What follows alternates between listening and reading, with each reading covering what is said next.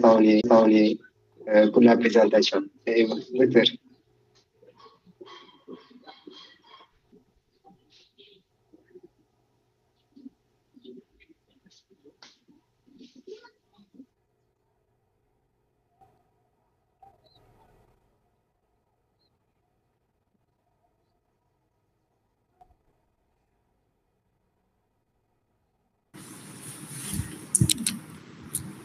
Assalamu alaikum wa rahmatullah.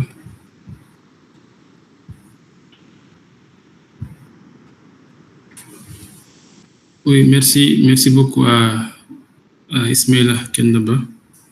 Merci à toute la commission aussi culturelle donc pour cette faveur.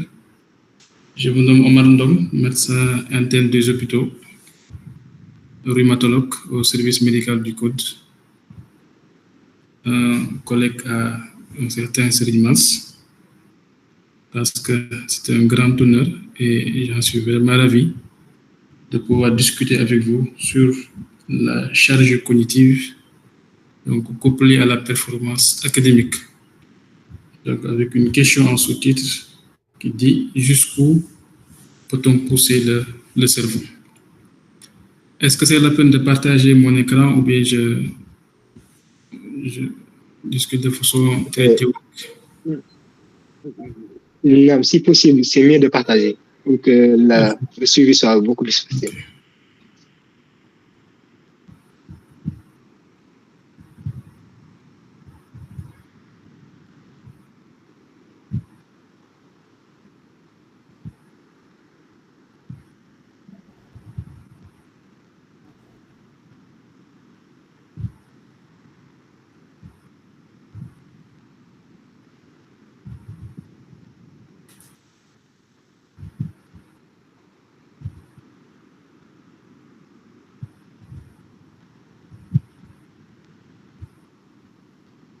Vous voyez l'écran?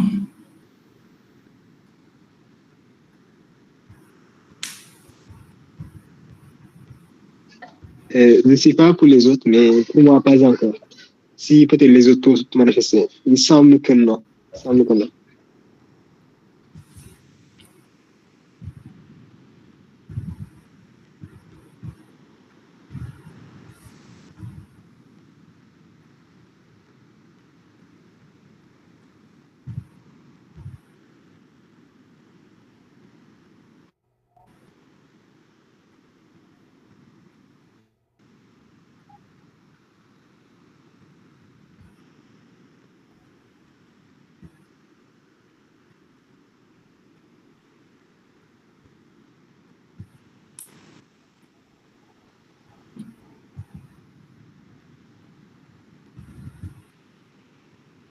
Et là, vous voyez l'écran? Oui, là, c'est bon. C'est bon pour moi. Et les autres? Juste un pouce en l'air, ça suffit. Oui, c'est bon, je pense.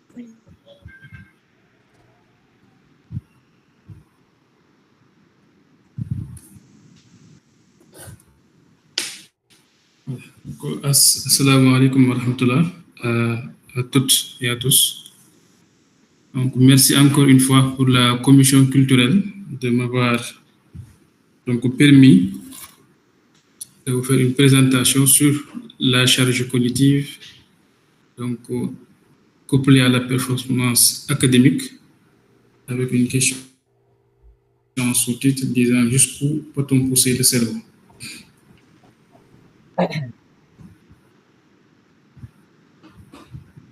Donc, nous avons appris à l'école primaire l'anatomie du corps humain. C'est un cours ou bien une leçon dont tout le monde s'en souvient, qui dit le corps humain est composé de 4 parties: la tête, le tronc et les 4 membres. Bien sûr, c'est une vérité qui est absolue et de ce fait indéniable. La suite, gérée surtout par les médecins, était de savoir les composantes donc de ces 4 grands groupes, et notamment sur la composante essentielle qui est la tête, où on trouve le cerveau.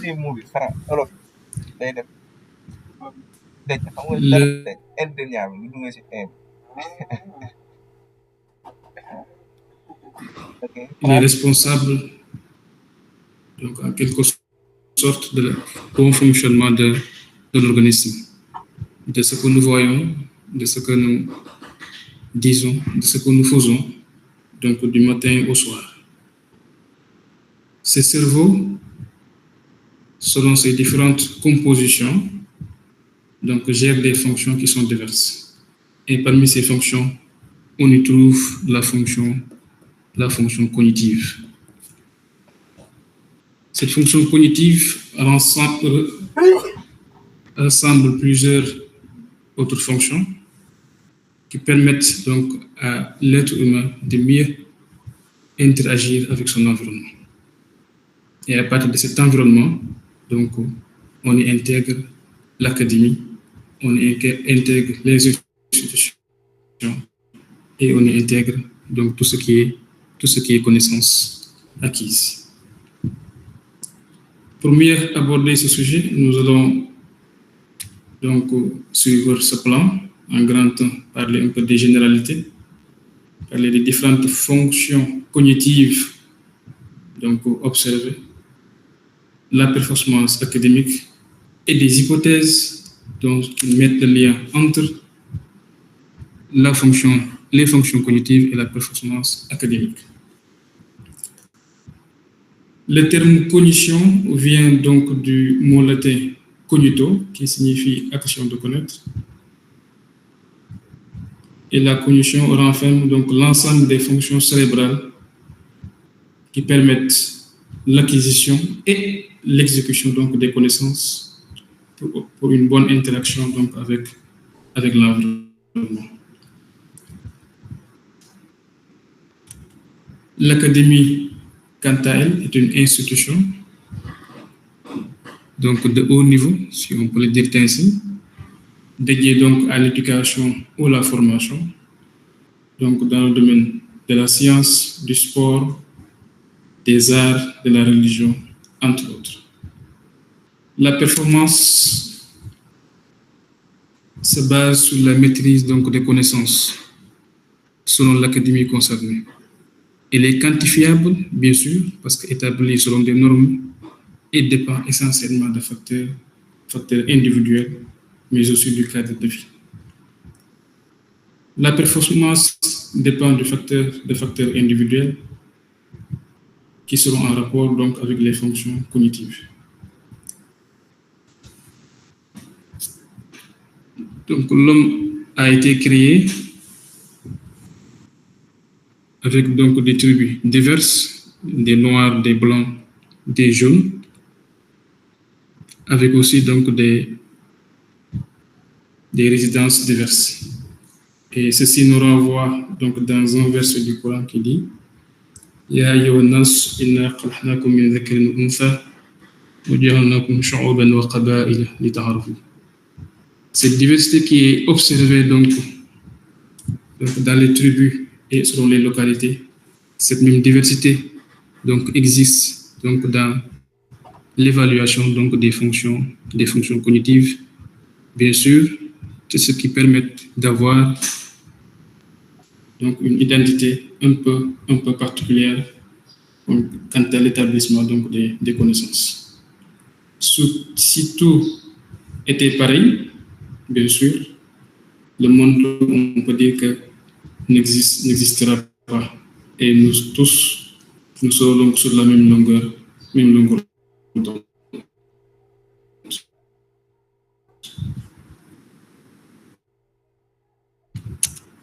Quelles sont les différentes fonctions cognitives?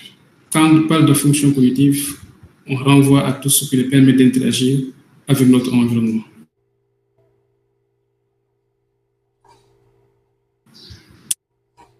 On va insister, l'apprentissage, la coordination, donc par la perception, donc constitue les récepteurs principaux pour interagir avec l'environnement, le langage et l'attention, entre autres.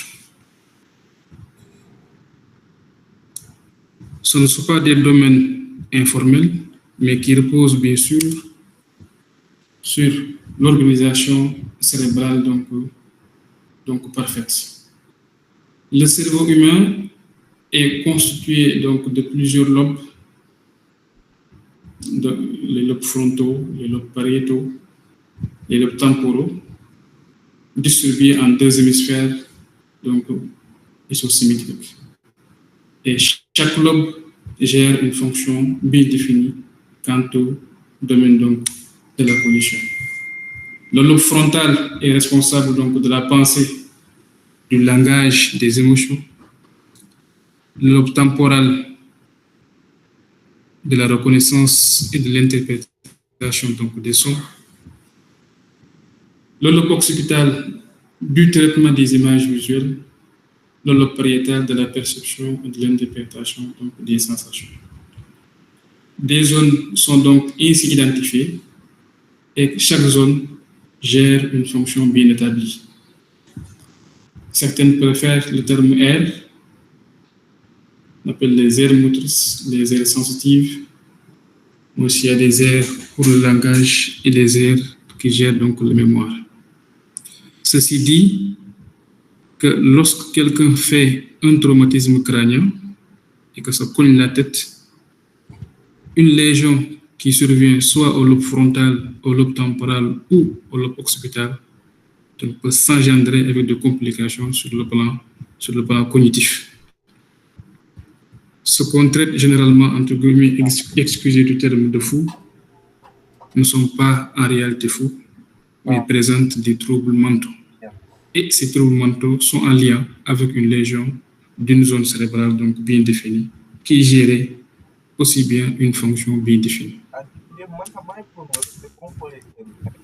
Cette image illustre donc en quelque sorte la carte du cerveau en identifiant certaines fonctions cognitives localisées sur des zones donc préférentielles du cerveau.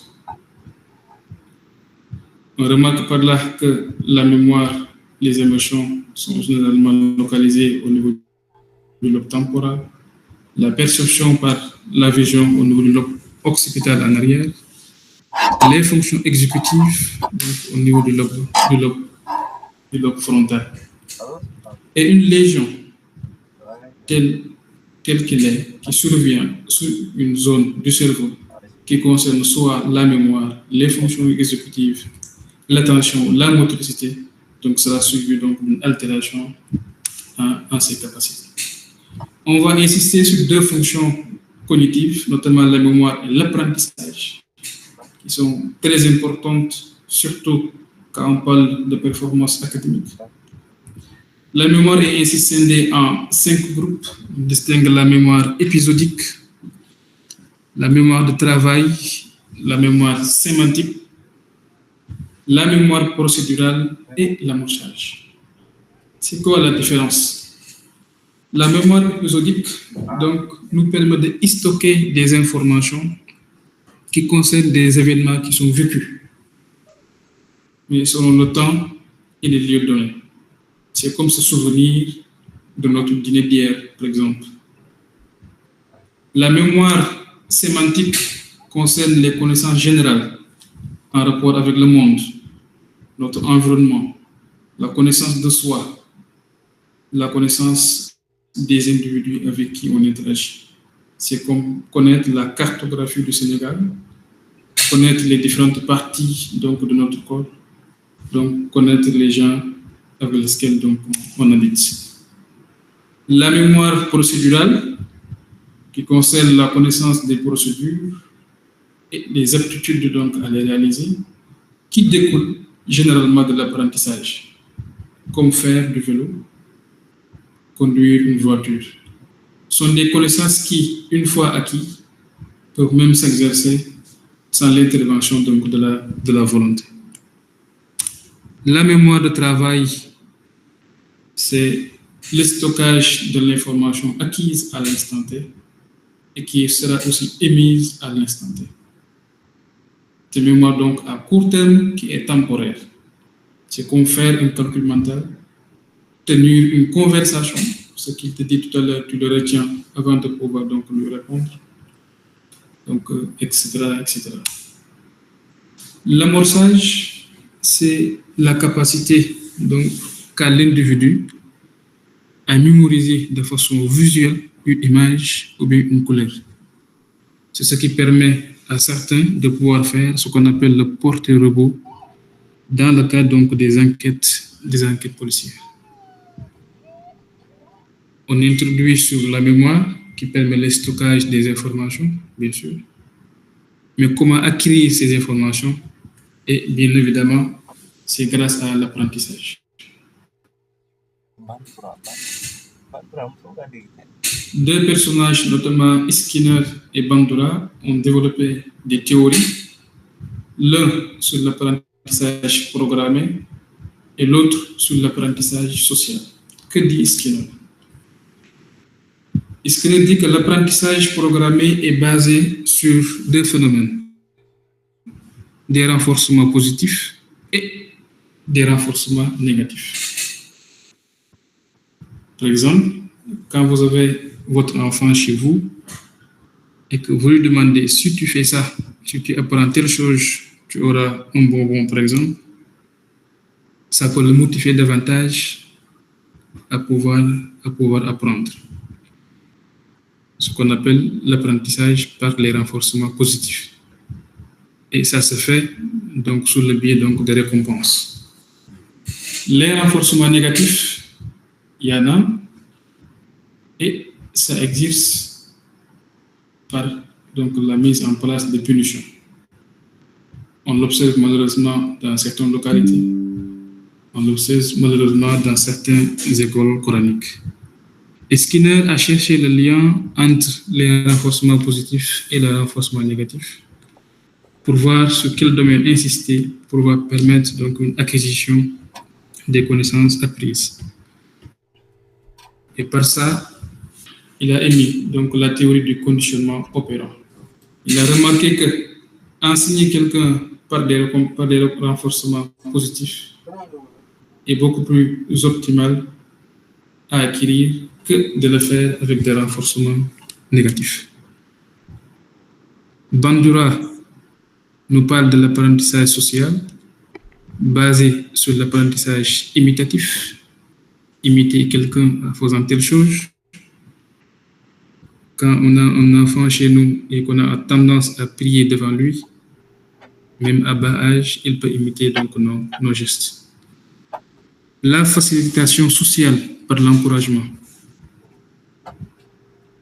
Parfois aussi l'anticipation cognitive. On a parlé de la mémoire, parlé de l'apprentissage. Mais qu'en est-il donc de l'intelligence? On ne va pas trop s'attarder en développant sur l'intelligence, mais parler d'un cas particulier qui est l'intelligence émotionnelle. L'intelligence émotionnelle est basée sur cinq items. D'abord sur la conscience de soi, sur la maîtrise de soi, la motivation, l'empathie et les aptitudes sociales. Sans intelligence émotionnelle, la motivation peut manquer. Sans intelligence émotionnelle, la maîtrise de soi sera perturbée. Sans intelligence émotionnelle, on peut se méconnaître et ne pas pouvoir anticiper sur nos gestes d'après. Sans intelligence émotionnelle, notre aptitude à interagir avec les individus peut faire défaut. Et sans intelligence émotionnelle, nous ne serons pas capables de ressentir ce que ressent donc notre partenaire, bien notre conjoint. L'intelligence émotionnelle garde une grande partie dans l'acquisition des connaissances, passe généralement par la motivation, par la maîtrise de soi et surtout par aussi la conscience de soi. Ceci était un bref résumé sur les fonctions cognitives pour permettre de comprendre mieux sur quoi se basent donc les connaissances acquises et comment aussi les utiliser pour interagir avec notre environnement.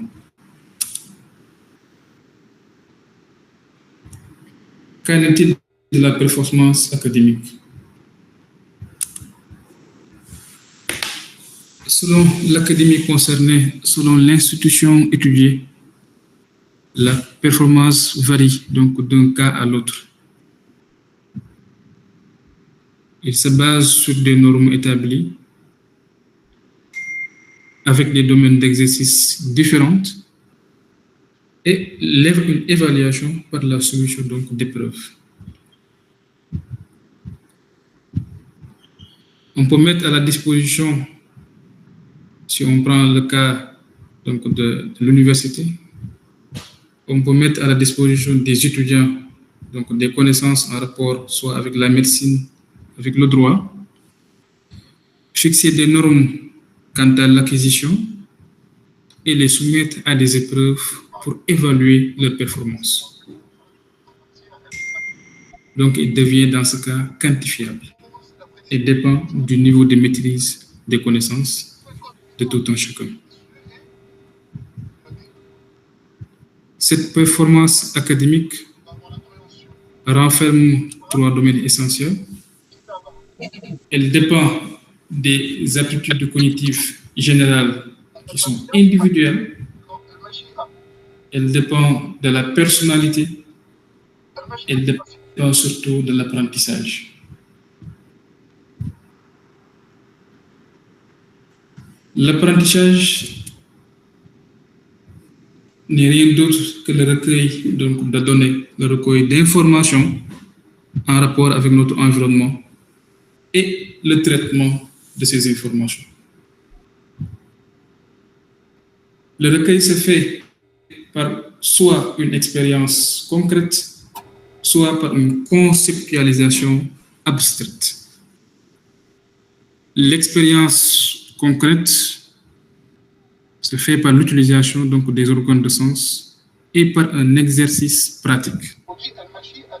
C'est-à-dire l'étudiant utilise soit sa vision, soit son écoute, donc soit son goût pour acquérir une connaissance sur un domaine bien donné. La conceptualisation abstraite passe par la pensée, la réflexion sur des informations donc déjà acquises à travers le raisonnement, à travers la comparaison ou en faisant des analogies. Ce sont les 2 principaux modes d'acquisition donc de connaissances à travers l'apprentissage. Une fois ces informations acquises, ils seront bien sûr traités pour servir à quelque chose. On n'apprend pas pour apprendre, mais on apprend pour pouvoir l'utiliser après. Et dans ce traitement de données, il faut soit une observation qui est réfléchie par la description des informations qu'on a et l'analyse des problèmes qui s'en suivent. Par exemple, ce cas peut concerner les étudiants de droit qui utilisent le plus souvent donc, la théorie selon les informations disposées. L'expérimentation active où l'individu est soumis donc, à une pratique pour pouvoir consolider ses connaissances et les utiliser à bon terme. C'est comme l'étudiant en médecine qui, après avoir appris les soins infirmiers ou la sémiologie, donc se met devant un malade pour pouvoir les appliquer.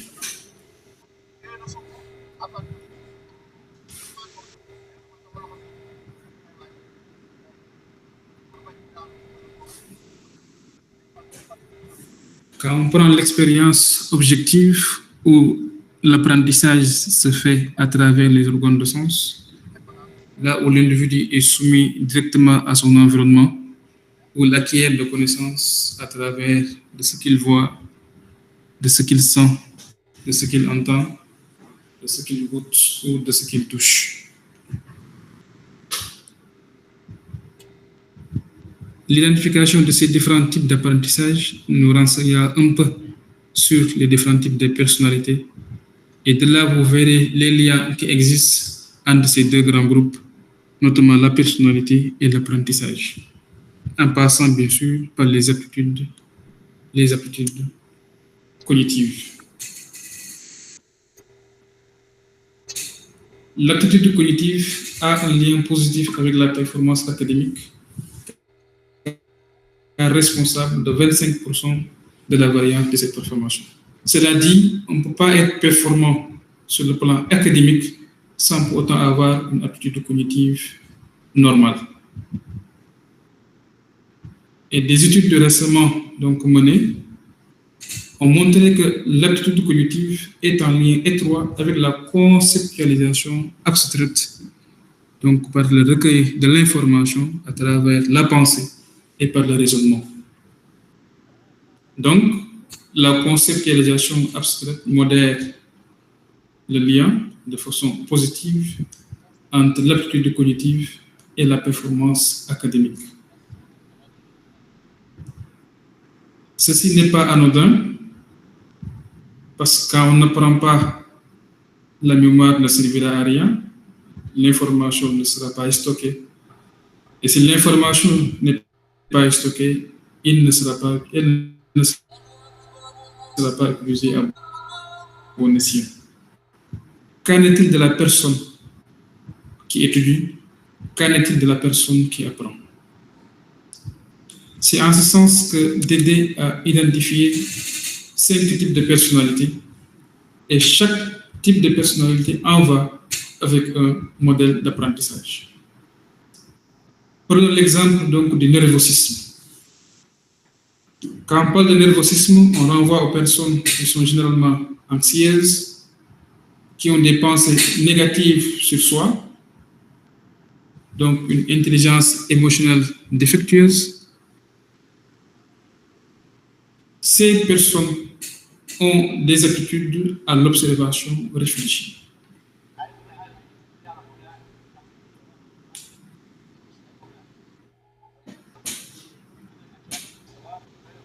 Ils ont un lien négatif avec la performance académique, et l'observation réfléchie régule positivement le lien avec la performance académique.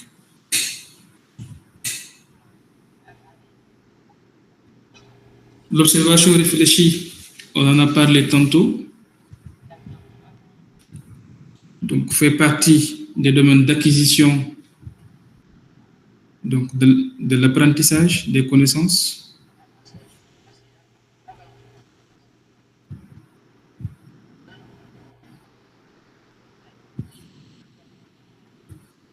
Qui passe par la description et l'analyse donc des problèmes.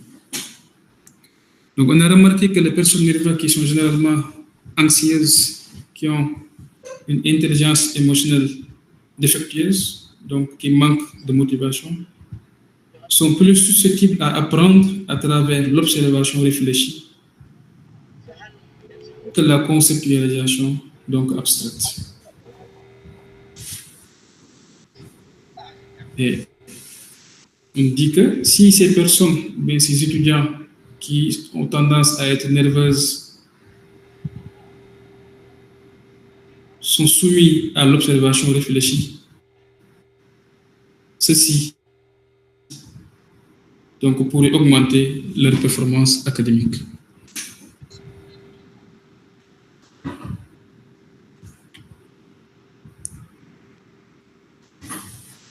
L'extraversion nous renvoie chez les personnes qui sont extraverties, généralement des personnes sociables, enthousiastes, diverties. Et on a remarqué que ces personnes extraverties apprennent mieux par la conceptualisation abstraite que par l'expérience concrète. Ceci dit, que ces personnes, à travers la pensée, peuvent partir d'une information déjà présente et en créer de nouveaux liens avec l'environnement. Ça passe par le raisonnement inductif et par le raisonnement déductif. Ceci nous renvoie vers nos amis mathématiciens donc, qui font leur fonction généralement par analogie et par comparaison. Une personne extravertie a tendance à utiliser l'observation réfléchie et la conceptualisation pour augmenter sa performance académique.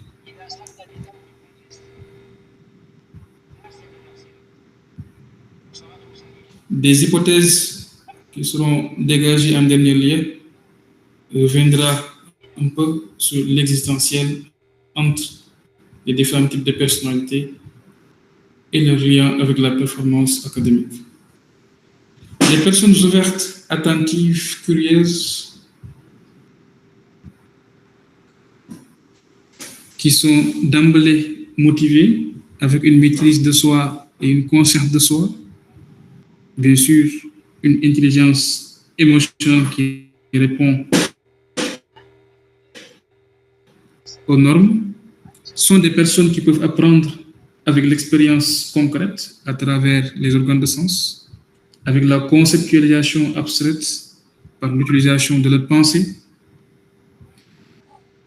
de traiter leurs informations par l'observation réfléchie à travers la description, les analyses de problèmes, mais aussi par l'expérimentation active à travers la pratique.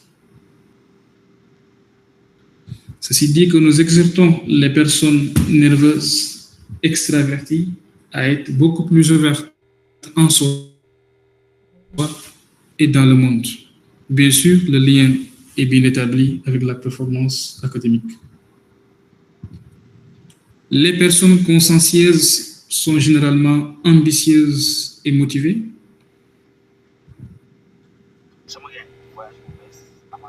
Comme les personnes ouvertes d'esprit, ces personnes ambitieuses, motivées, sont tout le temps à la quête de connaissances, que ce soit par l'acquisition de la connaissance à travers ce qu'ils voient ou ce qu'ils entendent, l'acquisition de connaissances à travers le raisonnement de ce qu'ils savent déjà, l'acquisition de connaissances à travers les analyses ou bien la description, l'acquisition de connaissances à travers la pratique. Ces personnalités sont d'emblée performants avec un peu de motivation et donc d'intelligence émotionnelle effective. Les personnes aimables, il y en a. À défaut d'être ouvertes ou consciencieuses, sont des personnes qui ne peuvent exercer ou bien qui ne peuvent être performants qu'avec le travail de groupe. Je rappelle de ce fait l'importance donc des TD organisés, permettre aux personnes ouvertes, consciencieuses, d'aider les personnes aimables, mais aussi d'attirer davantage les personnes nerveuses et diverties. Ce sont des personnes avec qui la collaboration est d'emblée facile, sont aptes à apprendre selon les différents états, mais bien sûr avec une source de motivation qui réside sur le travail de groupe. Si aidées, ces personnes peuvent développer une bonne performance académique. Qu'en est-il des hypothèses développées donc, selon les différents types de personnalités, selon les aptitudes cognitives générales? La première nous dit que la performance des étudiants présentant un fort niveau d'aptitude intellectuelle sera maximisée lorsque ceux-ci sont placés dans un contexte où ils peuvent acquérir de nouvelles connaissances par la pensée et la réflexion. Quand on parle de connaissances par la pensée et la réflexion, on vous renvoie à la conceptualisation abstraite. Et cette conceptualisation abstraite donc régule de façon positive la performance académique. Si une personne est dotée d'une aptitude cognitive générale, qui en va de pair avec l'apprentissage par la conceptualisation abstraite, donc ceci peut l'amener à être performant sur le plan académique. La deuxième hypothèse nous renvoie chez les personnes consciencieuses et dit la performance des étudiants ayant un niveau de conscience élevé sera diminuée lorsque ceux-ci sont placés dans un contexte où ils doivent acquérir de nouvelles connaissances pour le truchement de leur sens. Acquérir des connaissances à travers les organes de sens renvoie à l'expérience concrète. Et ces auteurs suggèrent que les personnes consciencieuses, si soumises à l'expérience concrète, c'est-à-dire à l'acquisition de connaissances à travers de ce qu'ils voient, de ce qu'ils entendent, ceci peut diminuer leur performance académique. Les personnes qui se sentent consciencieuses devraient d'emblée éviter d'acquérir des connaissances par l'expérience concrète et de le faire par la conceptualisation abstraite, c'est-à-dire par le raisonnement, par la pensée. L'hypothèse numéro 3 parle des personnes diverties, sociables, et dit la performance des étudiants extravertis sera davantage diminuée lorsque ceux-ci sont placés dans un contexte où ils doivent acquérir de l'information par le truchement donc de leur sens, et ça rejoint les personnes consciencieuses. Si on est consciencieux, motivé, ambitieux, et si on est extraverti, sociable et même diverti, apprendre en se limitant au regard, à l'écoute, peut nous pousser à être moins performants qu'apprendre en raisonnant, en utilisant la conceptualisation abstraite.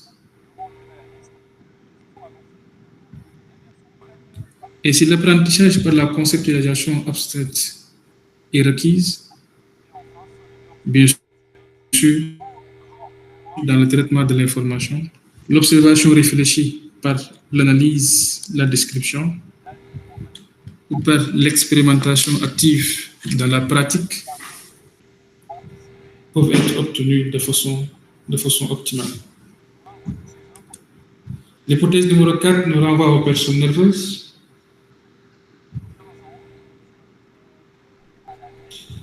Et conclut en disant que la conceptualisation abstraite, je rappelle que c'est l'acquisition de l'information par la pensée et la réflexion, peut aider ces personnes nerveuses à être beaucoup plus performantes sur le plan académique.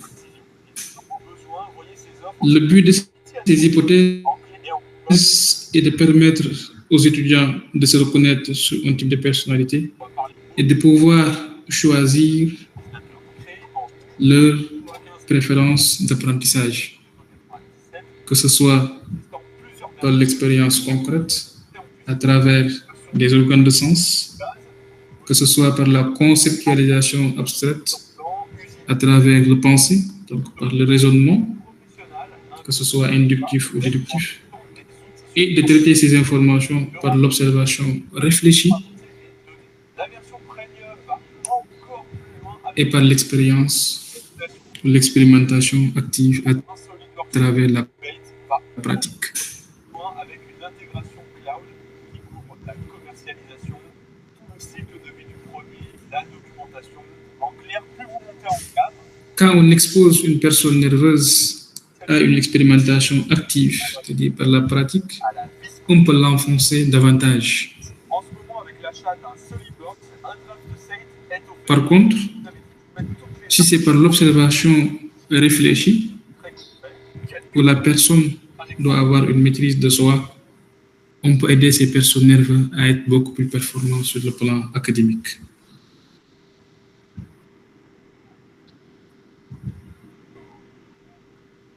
On peut être bon et ne pas performer.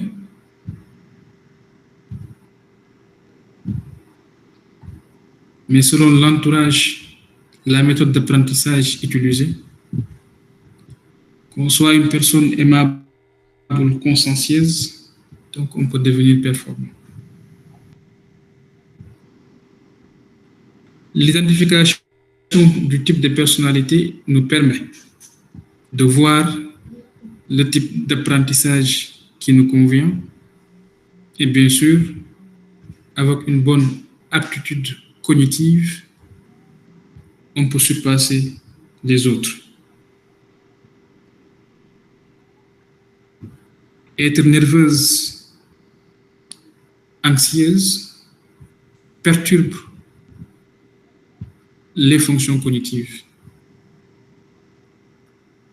notamment l'interaction avec l'environnement, l'interaction avec les individus.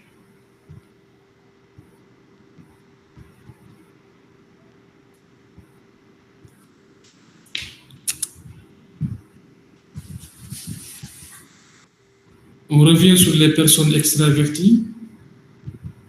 On avait dit que la conceptualisation abstraite est leur meilleur moyen d'apprentissage.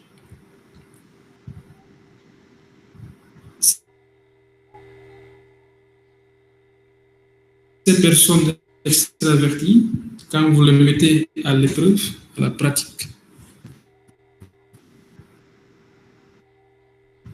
peuvent être moins performants que d'habitude. Ceci est d'autant plus logique que la personne extravertie, divertie, n'accorde pas une concentration optimale à la pratique.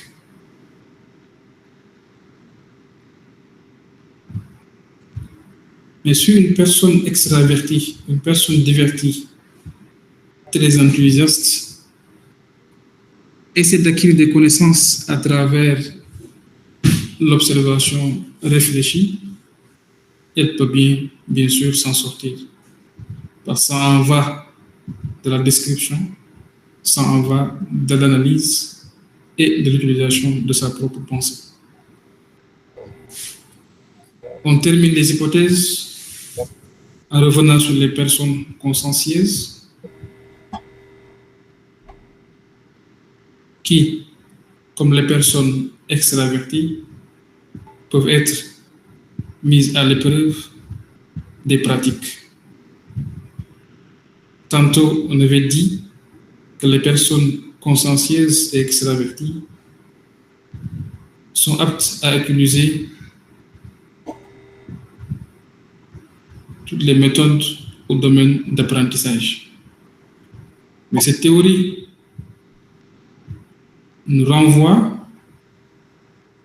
à dire que les personnes consciencieuses peuvent être moins performantes en utilisant l'expérimentation active, c'est-à-dire l'acquisition des informations ou bien des connaissances à travers la pratique.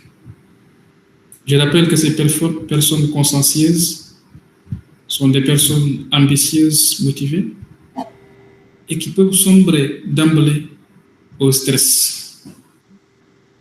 La pratique ne va pas de pair avec le stress, une autre composante donc qu'il faut éradiquer. Chers camarades, ceci était un bref rappel, une mise au point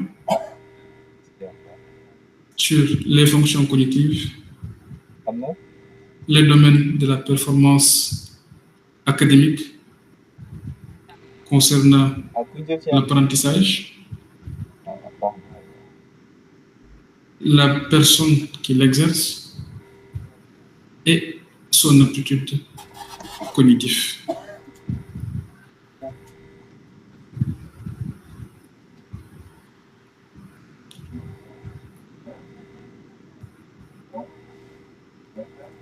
La connaissance est avant tout le maître du jeu. Sans connaissance, qu'importe le domaine dans lequel vous exercez, vous n'aboutissez à rien.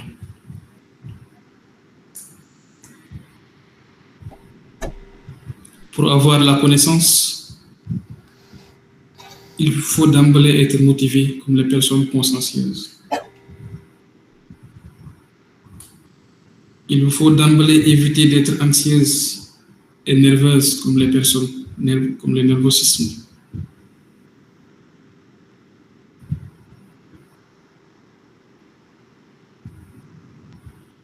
Être diverti, bien sûr, mais pas trop. Aimable en intégrant le travail de groupe. Et ceci peut vous amener à acquérir ce dont vous n'avez pas.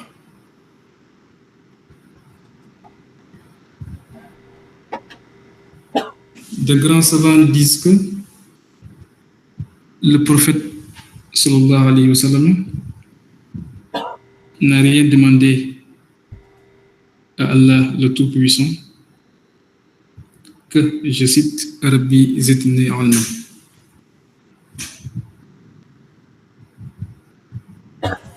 Dieu, avec tout son pouvoir, avec tout ce qu'il dispose, le prophète sallallahu alayhi wa sallam, avec tout son statut, n'a rien demandé donc de plus au Tout-Puissant que plus de connaissances.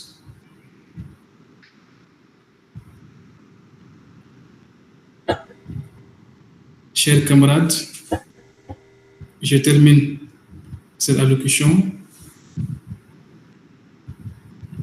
en vous montrant donc ce proverbe d'un grand érudit musulman, d'ailleurs sénégalais, qui dit que l'amour guide l'homme. Quand on aime quelque chose, on a tendance à être proche d'elle. Mais l'amour seul ne suffit pas. Il faut de la volonté.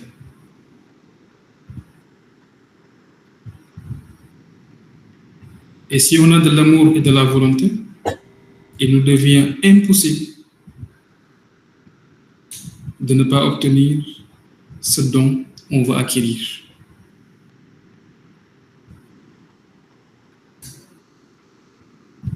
Au-delà de l'horizon, la terre est beaucoup plus vaste que vous ne le croyez. Mais si vous n'osez pas atteindre l'horizon, vous ne verrez jamais donc cette étendue terrestre.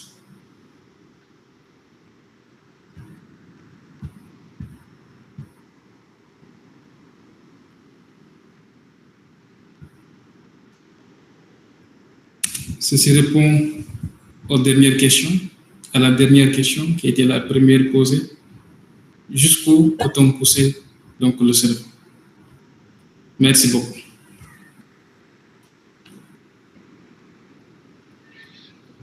Barakallah fik pour cette présentation. Dans tous les aspects dont on a défini dans le thème, le notion de l'éducation et puis on a pris qu'on a retenu de la plus belle manière. Barakallah fik. On va sans plus tarder poursuivre avec les participants pour leur laisser l'occasion de donner leur intervention. De poser leurs questions par rapport à ce sujet traité. Et Inch'Allah, après de suite, je vais essayer de répondre. Inch'Allah. Donc, sans plus tarder, on va vous demander qu'est-ce que vous préférez. Si vous préférez qu'on cumule les questions avant de répondre, ou bien on prenne question par question. Oui, on peut regrouper les questions, je pense, et essayer de répondre donc au fur et à mesure. Donc, comme vous l'avez bien entendu, c'est un participant. Vous laissons la main pour intervenir. Et pour ce faire, afin de mieux organiser et gérer cela pour éviter les perturbations, nous vous proposons la suite suivante. Ceux qui veulent intervenir directement, pour lever la main. Maintenant, ceux qui préfèrent poser la question par écrit, le chat, vous pouvez laisser votre message, Inch'Allah, On ne manquera de le lire pour le contenu. Donc, voici ces deux façons d'intervenir que nous vous proposons. Et Inch'Allah, on va procéder aux interventions. Donc, si vous avez des questions, veuillez vous manifester.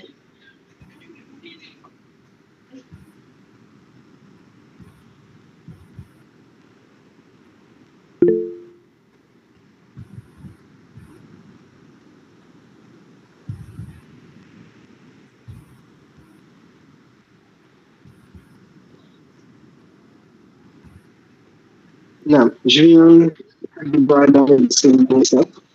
Donc, vous pouvez intervenir, Inch'Allah.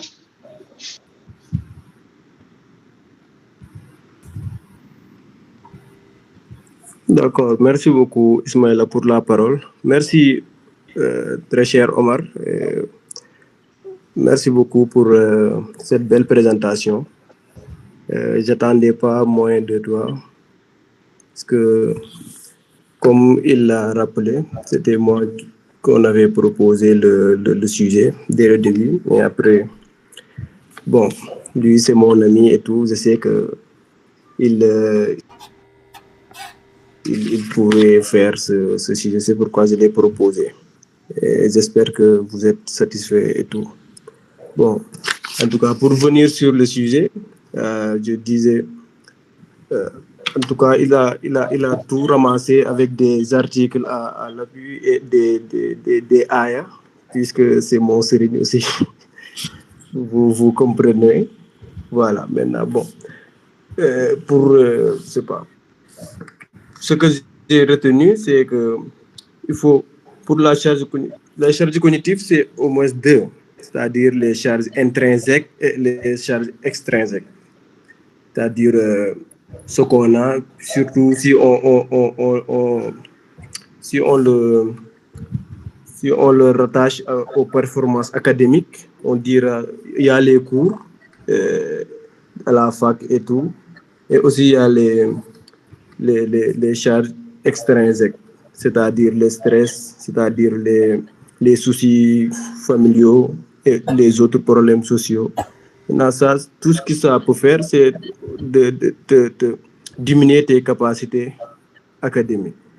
Donc, ce que l'étudiant doit faire, c'est de faire le tout pour que ces influences extrinsèques-là soient des influences positives. Puisqu'on nous tous, on est des musulmans, qu'est-ce qu'on veut faire? C'est-à-dire se focaliser sur sur le bon chemin et sur nos cours. Là, si on le fait, vraiment, on sera à l'abri, quoi, Inch'Allah. En tout cas, c'est un concept que je salue. Et aussi, je remercie encore une fois Dr Omar Ndong pour cette présentation. Ismaïla, je vous remercie aussi. Merci beaucoup à tous. Et merci à vous. Merci pour cette intervention. Ça permet de revenir sur certains points.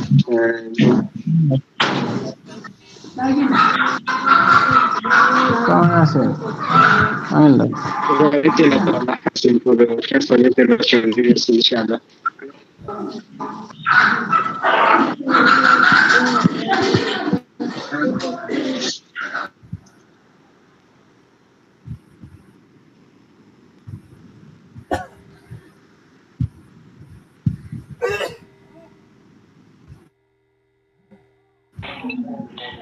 Assalamu alaikum wa rahmatullah. Assalamu alaikum wa rahmatullah. Jazakumullah khairan pour cette belle présentation. Donc, c'est Dr Omar.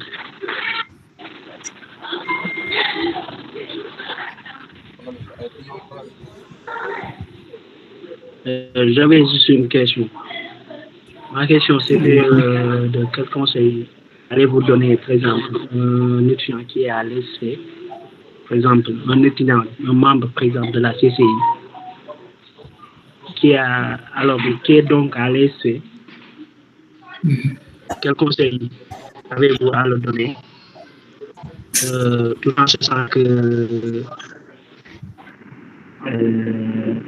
les étudiants de la SC ne se couchent pas tôt et aussi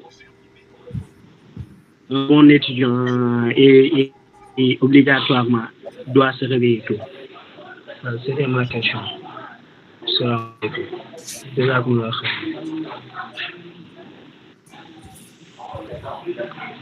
Amin wa iyyakum. Merci. C'est mon intervention. On va poursuivre les interventions. S'il y en a qui veulent prendre la parole, Inch'Allah, vous pouvez lever la main. Hassim, pouvez nous aider avec le micro, Inch'Allah. Bonjour, monsieur Ba. Le micro. Non. Hein? Alors, monsieur Kenda, je pense que si on essaie de répondre à chaque question, cela peut permettre donc aux autres de réfléchir en attendant.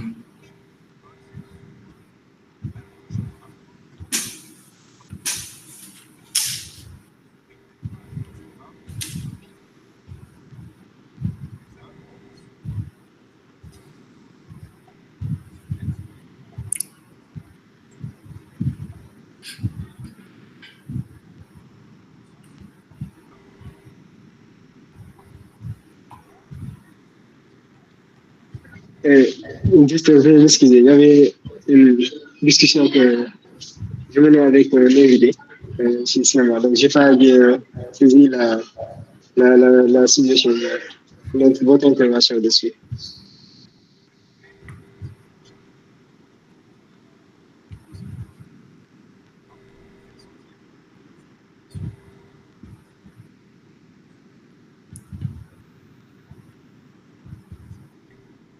Alors oui, monsieur Ali.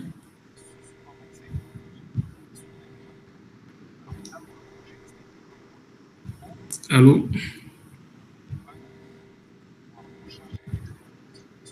Non, donc, sinon on peut peut-être poursuivre juste la question de Rahaya, puis s'il n'y a pas d'autres interventions. Oui, on va essayer de répondre. On va passer d'abord à Rahaya. Rahaya et Fatimata, Inch'Allah. Puis on passe aux réponses, Inch'Allah. Oui, monsieur Ba, je pense que si on essaie de répondre à chaque question, une question à tour de rôle, ça nous permettra d'économiser un peu de temps.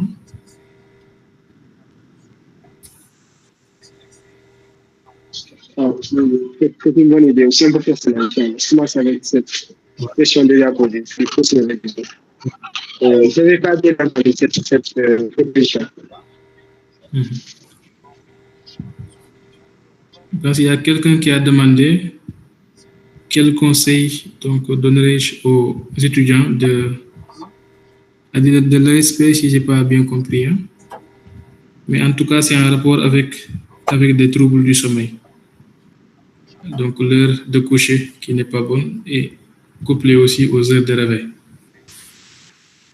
Donc, rappelez que le cerveau humain fonctionne comme une machine. Comme, par exemple, une voiture, comme un train, comme un bateau. Une machine quelconque, comme un ordinateur portable, comme un téléphone portable. Et une machine est en quelque sorte autoprogrammée. Mais à chaque fois aussi, il y a des mises à jour à faire. Quand vous prenez l'exemple donc de la voiture, si vous l'utilisez pendant des jours ou bien des semaines, ça va nécessiter un entretien. Donc, il faut le nettoyer. Donc, pour que ça puisse effectuer comme auparavant, donc ces fonctions donc, qu'il lui faut. Le cerveau humain fonctionne exactement de la même chose. Dès que l'homme est en activité, lorsque vous êtes éveillé, le cerveau prend le contrôle de tout. Et de tout, quand je parle de tout, je parle de tout. Il prend en charge le fonctionnement des organes qui sont internes, soit les viscères, en charge de l'automatisme cardiaque, la circulation sanguine, il y intervient. Lorsque vous êtes en activité, chaque mouvement est corrélé par le cerveau. Chaque vision émise, chaque son entendu, chaque geste fait est géré donc par le cerveau. Donc, il travaille de façon très constante lorsque la personne est en éveil.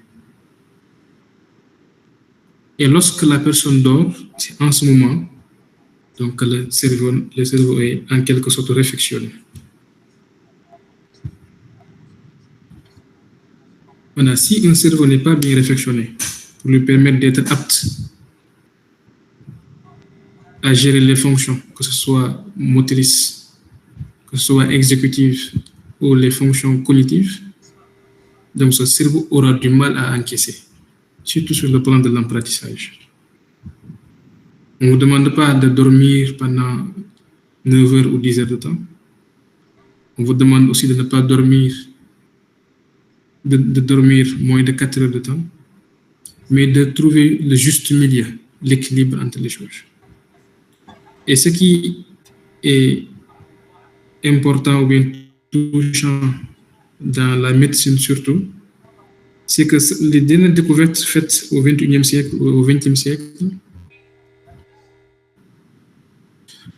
nous renvoient directement aux enseignements du prophète sallallahu alayhi wa sallam. Donc, le prophète a enseigné donc l'heure de sommeil. Et si on respecte ces enseignements, là on trouvera le juste équilibre. Je dis souvent que l'homme ne se connaît pas lui-même, mais c'est lui qui l'a créé, donc le connaît plus que lui-même. C'est-à-dire que Dieu connaît plus l'homme que l'homme lui-même. Comment il fonctionne, comment il agit, comment il pense, etc., etc., etc. Et à partir de cette connaissance, il lui a fixé des normes à respecter. Et si ces normes sont respectées, non, il s'en sort. Sur tous les plans. Il s'en sort sur tous les plans.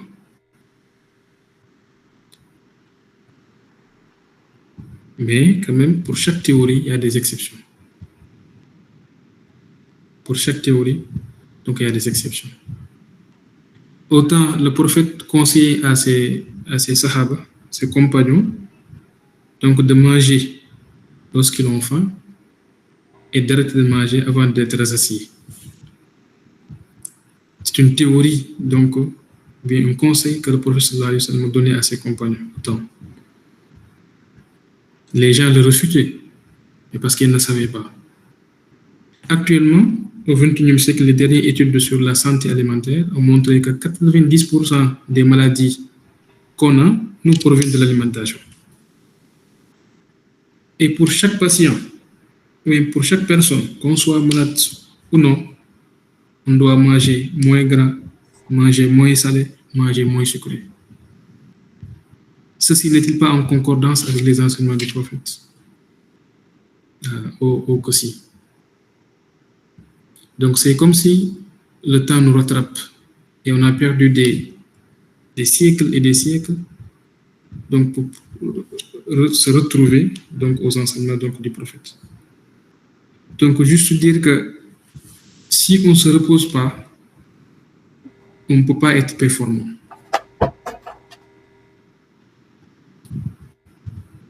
Et le principal moyen pour faire reposer le cerveau, c'est le sommeil. Et même si vous avez l'habitude de regarder certains documentaires, il y a certains donc, types d'armées qui torturent les gens juste en les empêchant de dormir. Donc il faut que la personne dorme. Pas trop, ni moins. Si on dort généralement moins de 4 heures, donc on ne peut pas être performant. Donc au minimum, la personne doit dormir pendant 6 heures de temps. 5 heures, maximum 6 heures.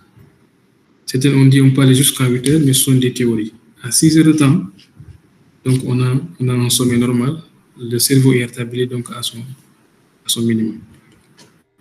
Et là, donc il pourra performer. Pourquoi? Parce que quand on acquiert des informations, quand on acquiert des connaissances, le cerveau crée des connexions neuronales. Ce sont ces neurones, ces connexions neuronales qui permettent de stocker l'information. Et ce stockage de l'information dépend d'un paramètre très important, qui est le paramètre temps. Si le paramètre temps n'est pas bien conforme, lorsque vous lisez quelque chose aujourd'hui, demain, vous pouvez vous en souvenir, bien sûr, avec la mémoire de travail. On a dit que c'était une mémoire qui est temporaire. Mais lorsque ça dure, vous aurez tendance à l'oublier parce que les connexions neuronales ne sont pas bien établies. L'apprentissage se fait donc, selon un temps donc, bien défini, mais avec aussi un cerveau donc, qui est à son norme optimale. Donc, je pense que vous pouvez mieux vous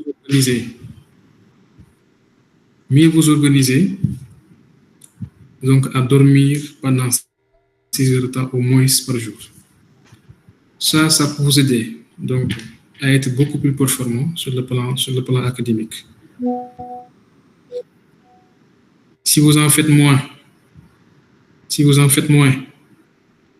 donc vous pouvez passer même toute la nuit donc, à apprendre, mais c'est comme si c'est zéro. C'est comme si c'est zéro.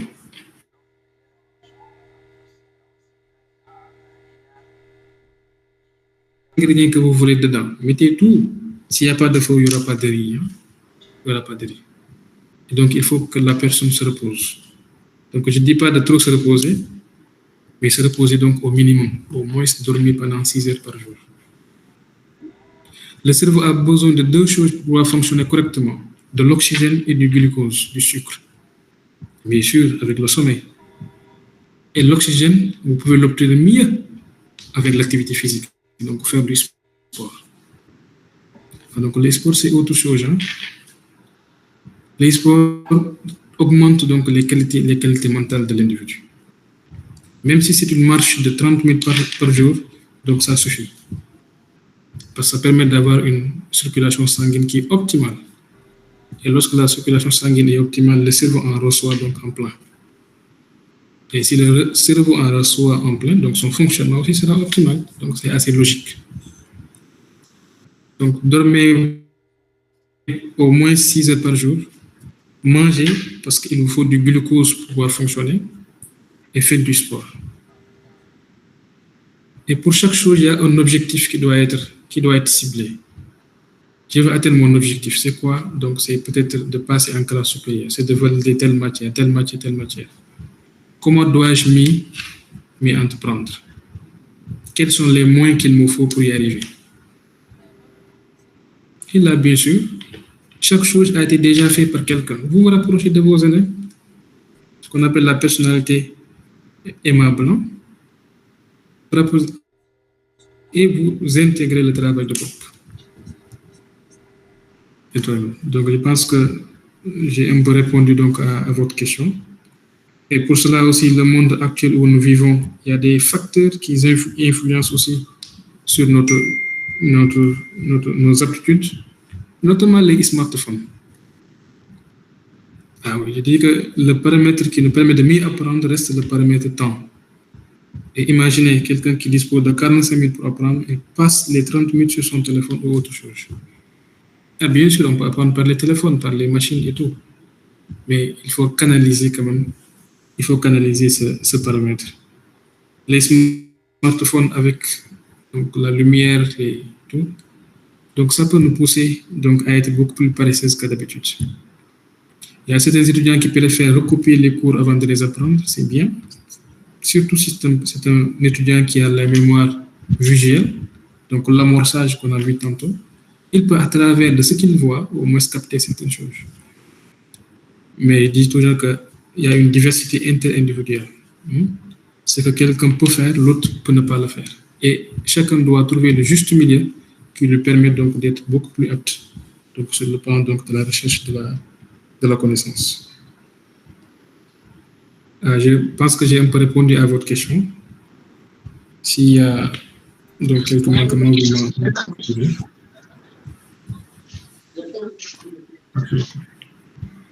Donc, je pense que c'est bien clair. La réponse voilà. C'est bon, c'est bien.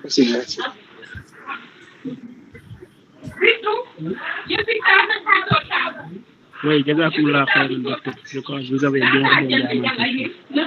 Et puis, je l'ai posé même parce que je constate que beaucoup d'étudiants ont quand même cette faiblesse quand même. Beaucoup d'étudiants passent leur temps à apprendre la langue, alors que là, moi-même, je pensais que c'est pas la même chose. Jazakumullah khairan. Assalamu alaikum.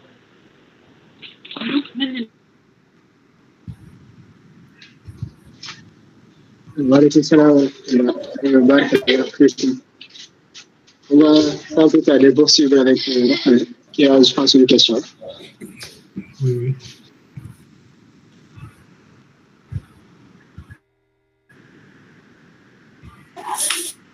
Assalamu alaikum wa rahmatullah. Ma question est pourquoi parfois quand on apprend, on lit ou bien on regarde, mais on ne voit rien ou bien on n'apprend rien. Donc, on est en train de regarder, on est en train de lire, essayer de se concentrer, mais rien n'entre dans la tête. Qu'est-ce qui fait ça? Et comment l'éviter?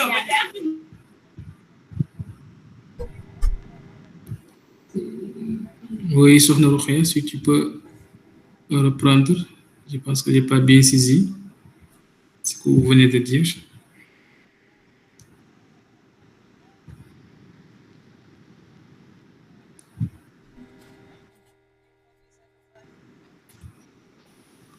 J'ai dit parfois quand on apprend,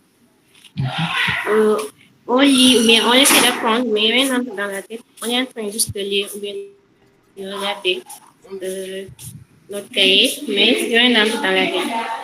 Je voulais savoir qu'est-ce qui fait ça et comment l'éviter. Ah, d'accord. Donc, parfois, vous apprenez, vous lisez, mais vous ne captez rien. C'est comme si ça entrait et ça sortait de l'autre côté. Hein?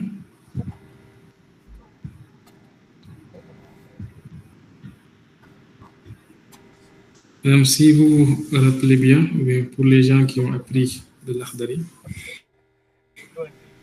on dit que lorsque l'enfant apprend, c'est comme si on faisait une marque donc, sur une sol qui est boueuse. Bien sûr, des briques qui viennent d'être fabriquées. Et si c'est un adulte qui apprend, c'est comme si on traçait sur l'eau. Dès que vous tracez, après ça s'efface. Ce sont juste des théories donc, pour faire comprendre aux gens que l'apprentissage est dédié aux enfants. Mais ça ne signifie pas que l'adulte ne doit pas apprendre. Parce que si vous vous rappelez bien, la plupart donc, des compagnons du prophète a acquis le Coran alors qu'il était âgé.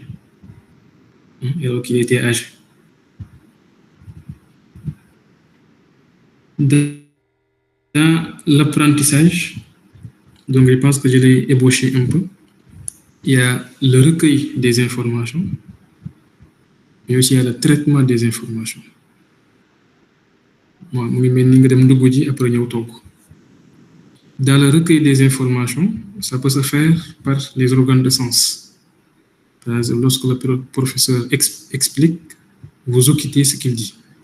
Certains peuvent apprendre juste avec ça. Et ils retiennent, machallah. D'autres, il faut lire donc, les sujets, les présentations ou bien les cours pour pouvoir retenir quelque chose. Toujours, c'est dans le même domaine d'apprentissage.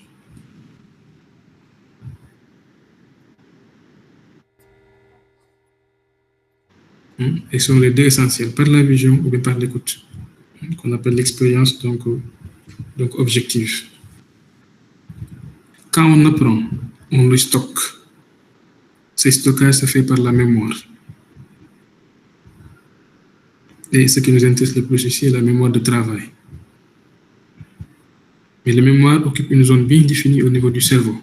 Toujours donc le cerveau est en cause. Maintenant, comparé à ce concept, si on le compare aux différents types de personnalités, que ce soit une personne qui est nerveuse, anxieuse, avec un entourage influençant, donc le cadre de vie qui doit être aussi révisé, une personne extravertie ou bien divertie, sociale, avec des difficultés de concentration. Si le mode, mais le type d'apprentissage donc n'est pas étudié, mais n'est pas conforme, cela peut conduire donc à un défaut de maîtrise de ce que l'on apprend. Ça, c'est un. C'est-à-dire qu'il faut identifier ton type de personnalité et voir la méthode d'apprentissage qu'il te faut, bien qui te convient. Deuxièmement, on en a un peu parlé sur la question précédente, c'est le repos du cerveau qu'il faut.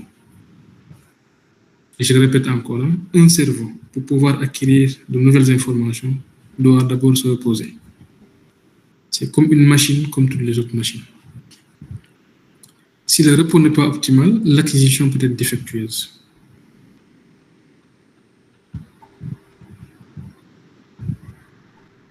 Peut-être défectueuse. Et quand on la charge, il faut le reposer aussi. On ne peut pas, si on reste concentré sur un cours ou une leçon pendant 4 à 5 heures de temps, mais là, on se perd. Parce que les connexions neuronales qui devraient se faire normalement, donc ne peuvent plus aboutir. Donc, je te conseille de pouvoir se reposer le temps qu'il faut avant d'apprendre. Parce que vous remarquez bien, lorsque vous apprenez juste au réveil, là, vous maîtrisez mieux les choses que lorsque vous les apprenez soit le soir ou un autre temps. Mais quand même, tout dépend des personnalités. Identifie ton type de personnalité parmi les 5 qu'on a précités. Es-tu quelqu'un généralement de nerveuse, d'anxieux, ou bien quelqu'un qui est très ambitieuse, très motivé, ou bien qui est très diverti, sociable. Tu peux commencer à apprendre, si les amis tapent à la porte, tu ranges tout et tu les rejoins, par exemple. Consciencieuse, bien sûr, on l'a dit, quelqu'un d'ambitieux, etc. Si tu identifies ton type de personnalité, là, tu peux voir qui est beaucoup plus adéquat, qui est beaucoup plus facile. Je pense que tu comprends mieux là où je vais en venir. Sinon aussi, on va essayer d'éclaircir un peu plus. Merci.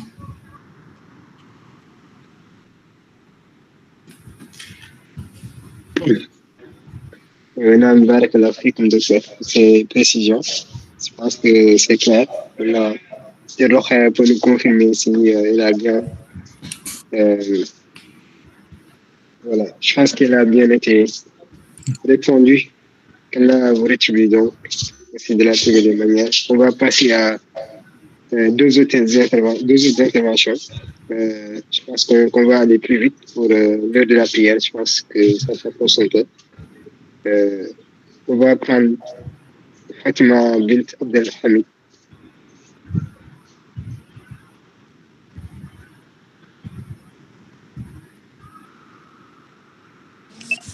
Assalamu alaikum wa rahmatullah. Bon, je n'ai pas suivi tout le webinaire, mais quand même, je pense avoir compris quelques notions. Du coup, j'avais une multitude de questions, mais je pense que je vais me suffire juste à l'essentiel pour ne pas trop prendre de votre temps, si je me le permets. Bon, la première question que j'avais à poser, c'était au cours de sa vie d'échanger, qu'elle se sent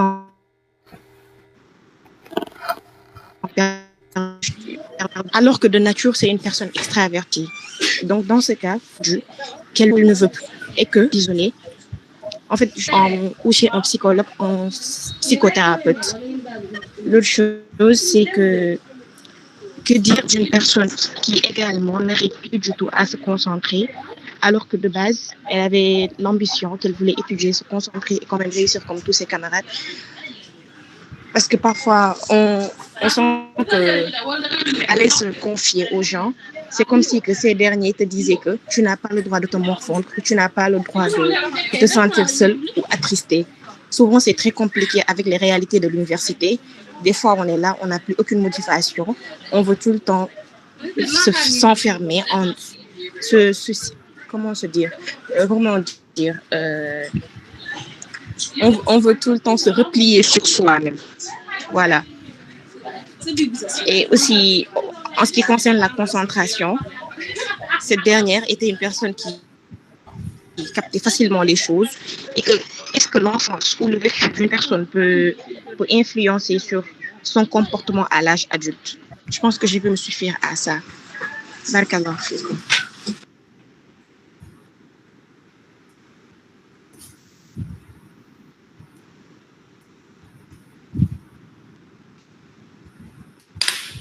Merci beaucoup à Zeida.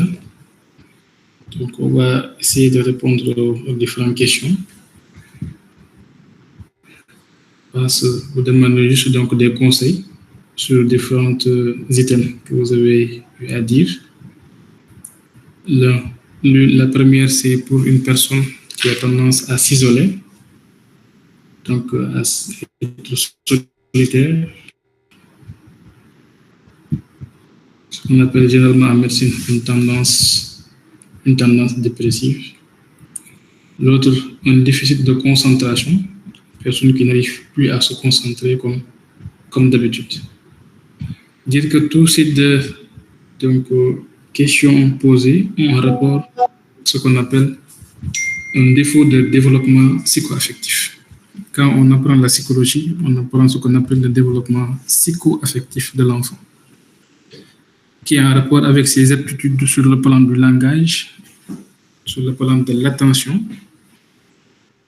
de la motricité, entre autres.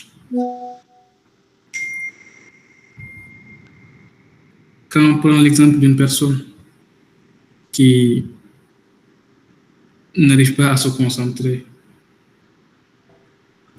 par rapport à ses habitudes, bien qui s'isole le plus souvent de son entourage, deux facteurs peuvent l'expliquer.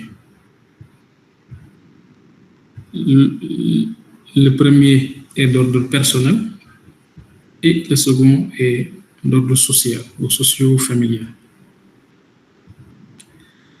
Au Sénégal, on comprend le milieu et à chaque fois aussi, on se perd généralement dans nos traditions.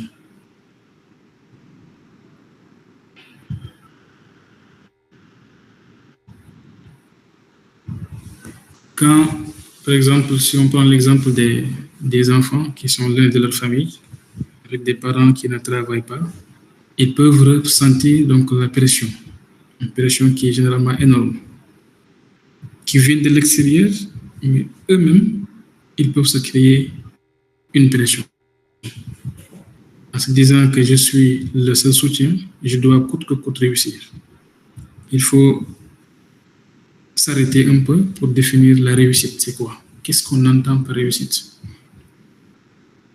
Il y a un exemple qu'un ancien m'a donné lorsque j'ai débuté l'université. Il dit que si tu prends l'exemple d'une entreprise, quelqu'un peut être PDG à 25 ans.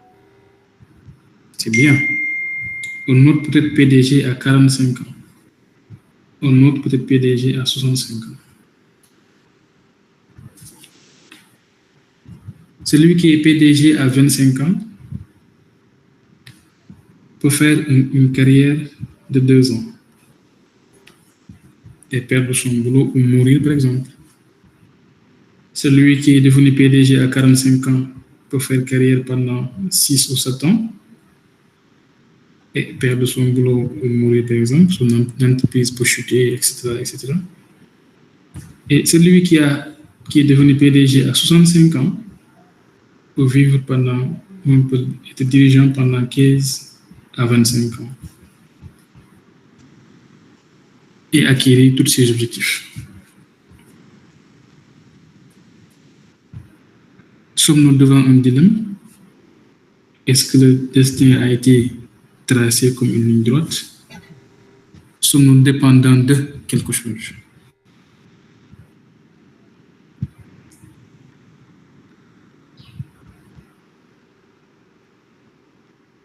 Je pense que la réussite devrait être définie autrement et se référer surtout aux enseignements du prophète sallallahu alayhi wa sallam.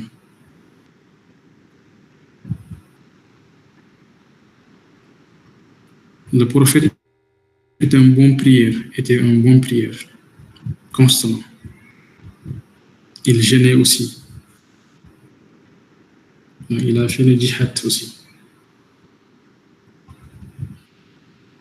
Mais Dieu n'a pas parlé de tout ça sur lui. Il n'a pas parlé de ses prières, ni de ses gens, ni des aumônes qu'il faisait, etc. Mais il a parlé de son bon comportement.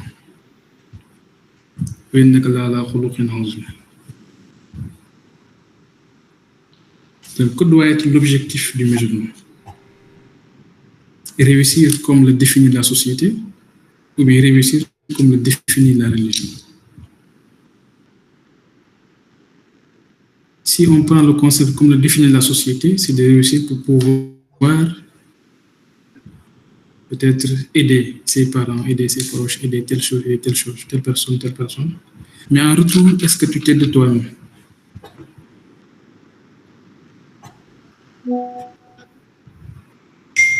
Là est la grande question.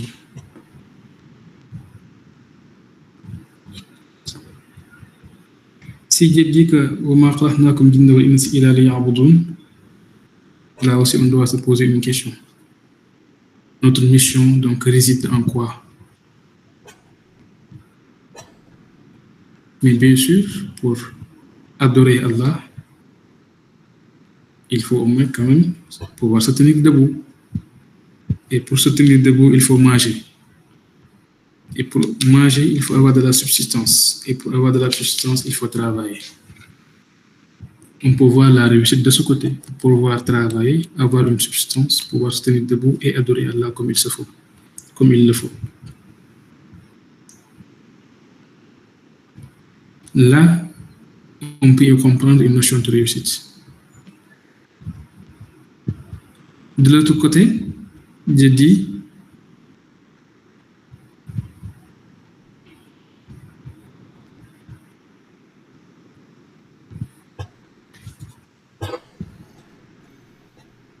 ce que vous devez posséder comme subsistance ne dépend pas de vous, mais dépend de moi.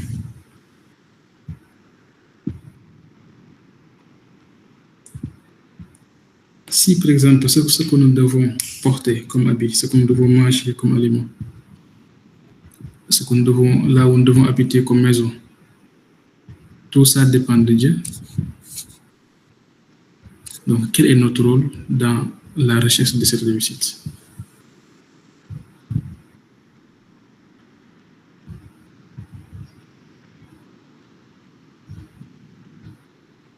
On a vu des gens qui ont fait un bon cursus universitaire, obtenu de bons diplômes, avoir une bonne place dans de bonnes entreprises, etc., avoir de bons salaires, aider leurs proches et en retour se retrouver solitaires. Après, ils se demandent s'ils ont réussi leur vie ou pas.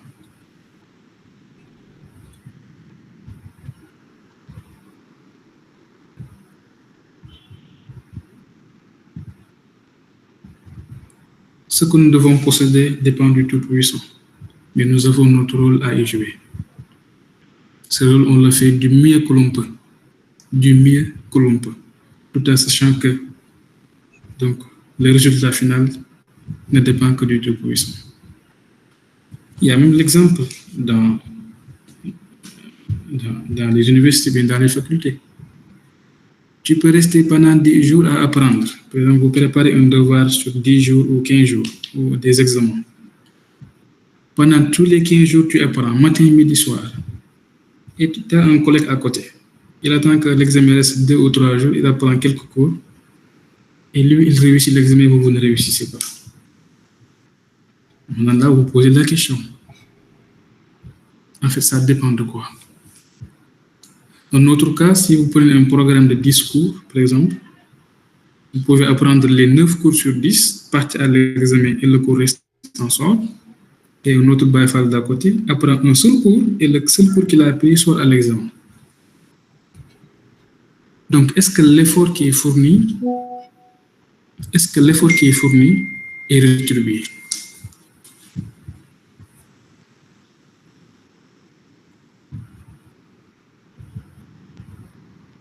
Donc, je pense que nous devons reconsidérer les choses. Chaque personne a une mission à jouer. Et la mission finale reste à savoir, est-ce que j'ai bien adoré mon Seigneur, accomplir ma tâche ou pas? Mais dans cet accomplissement, on vit dans une société où il faut s'intégrer. Il faut avoir de la substance, donc on doit travailler, etc., etc. Mais si on essaie de corréler le travail avec ce qu'on va obtenir comme substance, là, on est conduit à l'erreur. Donc, c'est en ce sens que tu dois introduire donc, la notion de conversation. Parler avec les ayants droit. Identifier là où la pression vient et tu essaies de parler avec les concernés. Vous discutez. Aussi, vous faites l'introspection. Vous vous asseyez, peut-être devant la mer, ça aide. On a vous posé des questions. C'est quoi ma mission? Qu'est-ce que je veux réellement? Qu'est-ce que je veux devenir? Mais tout en sachant que ça ne dépend pas de vous. Tout en sachant que ça ne dépend pas de vous. Vous avez une part à y jouer, mais pas à 100%. Donc, Dieu a toujours son mot à dire.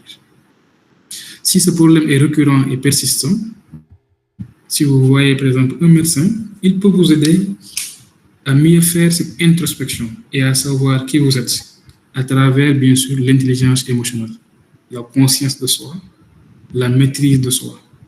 Et de ce fait, vous aurez la motivation, l'empathie, etc., etc. Dans tous les cas, et encore une fois, le cerveau doit se reposer. Et il faut dormir, il faut faire du sport.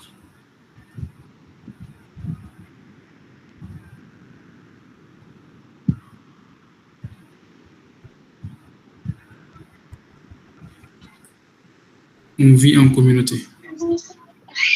On vit en communauté. Et Dieu nous exhorte, le prophète nous exhorte à vivre en communauté. Évitez de vous isoler. Ça peut vous forcer donc à développer certains types donc, de troubles psychologiques, notamment la dépression. Interagissez avec les gens. Identifiez ce qui vous apporte le plus et essayez de parler avec eux. Je pense que on peut revenir donc sur quelques éléments.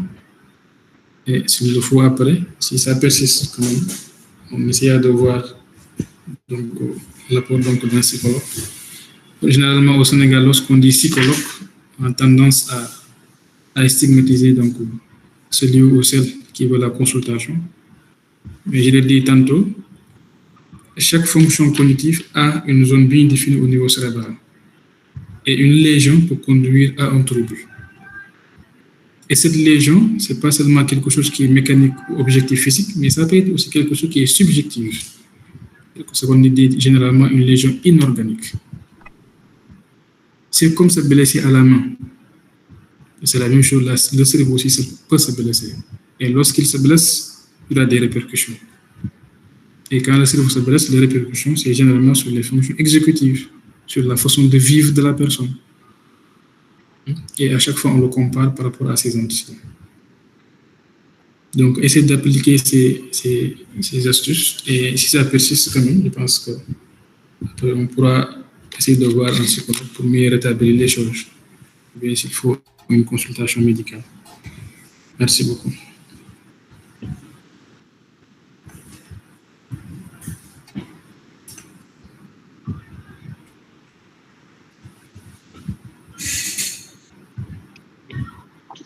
Et Barakallahu fikum, docteur, pour cette réponse si claire et concise à la question posée par Fatima Bint Abdel Hamid. Et je pense que le prophète aussi rapporte dans un hadith raconté par Abdallah ibn Omar, si je me trompe, qu'il est meilleur chez un homme de vivre, de se mêler aux ans, de patienter sur le tort, que de rester en isolement. En cas de substance, je pense que c'est peut-être traduit ainsi en français. Savoir qu'il est mieux en tout cas de se mêler aux ans et de patienter sur le tort que de s'isoler, de rester dans la solitude. En tout cas, c'est ce qui est mieux pour un croyant musulman, plus particulièrement, d'après ce que dit notre prophète bien-aimé, sallallahu alayhi wa sallam. Et je pense qu'il est bien aussi de prendre cela en considération. Barakallahu fikum pour la réponse. Je pense que si ça persiste aussi, comme l'a dit le docteur, il est mieux de consulter les spécialistes qui sont là, et, voilà, les psychologues, les psychiatres. Et comme l'a facilité à tous, en tout cas, la vie en société n'est pas si facile à vivre. Il y a beaucoup de perturbations venant de l'extérieur, mais souvent aussi venant de nos propres problèmes relationnels. Comme l'a facilité à tous, sur cette chose-là. Donc, il nous reste, je pense, 9 minutes maximum, docteur. Donc, on va peut-être prendre juste. Je pense que c'est fini. Le docteur avait levé la main, il a décliné, je pense. J'avais juste une question, peut-être pour conclure. Si on peut le faire en moins de 3 minutes, ce serait l'idéal pour permettre aux gens de se préparer à la prière, Inch'Allah. Donc, la question est la suivante. En ce moment, tout le temps, on entend que le nombre d'heures qui est meilleur pour l'être humain, pour le sommeil, est de 8 heures. On le dit souvent, c'est la moyenne.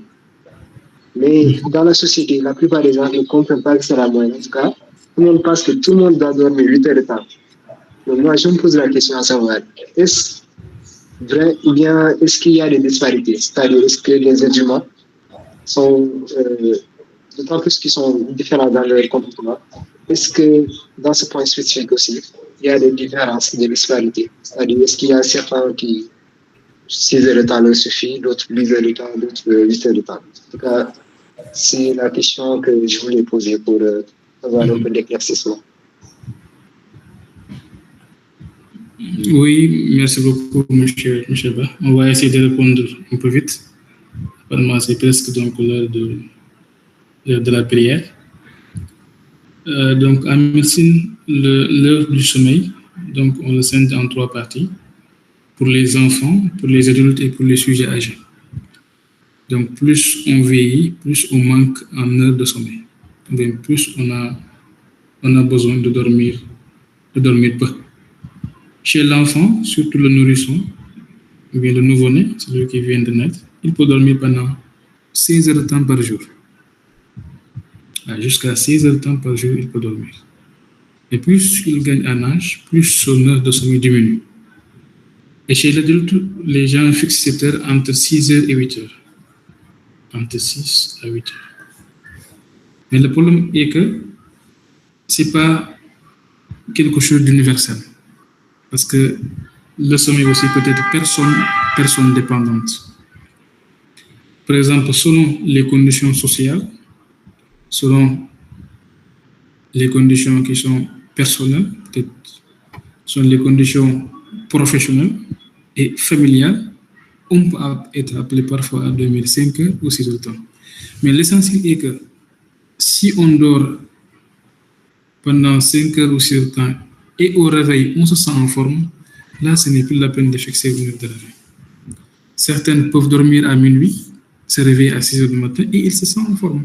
Il ne faut pas les imposer donc, à compléter les 8 heures de sommeil.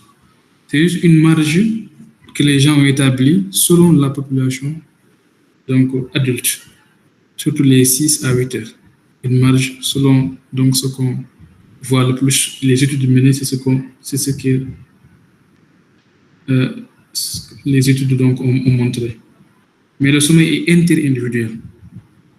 Si après 5 heures de sommeil, je me sens en forme, 5 heures me suffit largement. Si après 6 heures de sommeil ou 7 heures de sommeil, je me sens en forme, 7 heures me suffit largement. Mais dès qu'on dépasse 8 heures de sommeil, surtout chez un adulte âgé entre 20 ans jusqu'à 50 ou 60 ans, donc là, on considère aussi qu'il y a un problème. N'oubliez pas que les déficits de sommeil sont considérés comme des pathologies, comme des maladies. Par exemple, l'insomnie, c'est aussi un sujet d'adultes dorment moins de 4 heures de temps. Mais aussi, il y a des troubles du sommeil qu'on appelle l'hypersomnie, des gens qui dorment beaucoup plus de 8 heures, voire 9 heures de temps. Donc, ce sont des normes établies, pas pour seulement forcer les gens à dormir telle ou telle heure, mais aussi pour identifier certains troubles liés, certaines maladies donc liées à des troubles du sommeil, notamment l'insomnie ou l'hypersomnie. Dans tous les cas, le sommeil permet de rétablir les fonctions exécutives, les fonctions cérébrales.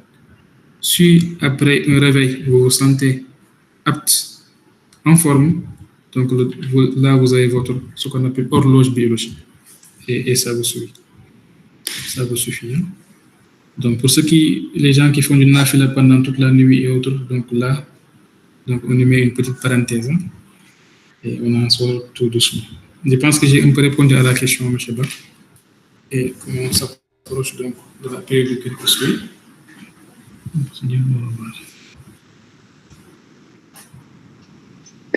Barakallah fikum, docteur, pour cet éclaircissement. Et barakallah fikum à tous les participants de ce webinaire. Et on a rétribué de la plus belle manière, docteur, pour la préparation, pour la présentation, pour les questions apportées et les éclaircissements. On a rétribué de la plus belle des manières. Je pense qu'on va s'arrêter là-dessus pour permettre à tout un chacun de pouvoir se préparer à la prière de Maghrib. Allah nous facilite et nous facilite l'application de tout ce qu'on vient d'apprendre dans nos vies quotidiennes. Et je vous donne rendez-vous pour d'autres occasions, Inch'Allah. Merci beaucoup. Merci à tous.